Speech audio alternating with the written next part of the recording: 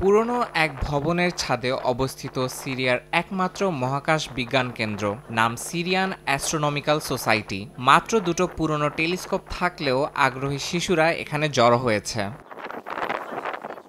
পশ্চিমা নিষেধাজ্ঞার প্রভাবে সিরিয়ায় শিক্ষা ব্যবস্থা মারাত্মকভাবে ক্ষতিগ্রস্ত হচ্ছে। মহাকাশ নিয়ে জ্ঞান লাভে ইচ্ছুক শিক্ষার্থীদের জন্য নতুন টেলিস্কোপ কিংবা অত্যাধুনিক সরঞ্জাম আনা প্রায় অসম্ভব হয়ে পড়েছে। এ কারণে যথাযথ ব্যবস্থা না থাকায় ব্যাহত হচ্ছে তাদের জ্ঞানের বিকাশ।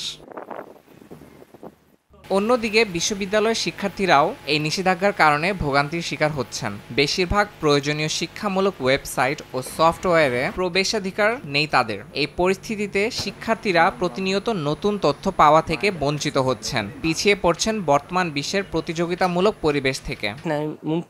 প্রতিনিয়তই বিশ্বজুড়ে নতুন নতুন তথ্য আপডেট আসছে, কিন্তু সিরিয়ায় থাকায় অনেক শিক্ষামূলক ওয়েবসাইটে আমি প্রবেশ করতে পারছি না, কারণ এগুলো এখানে বন্ধ বা নিষিদ্ধ।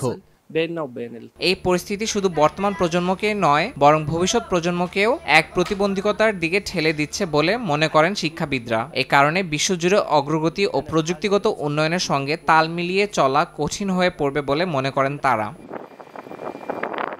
ইয়াসিন মোহাম্মদ জিসান, সময় সংবাদ।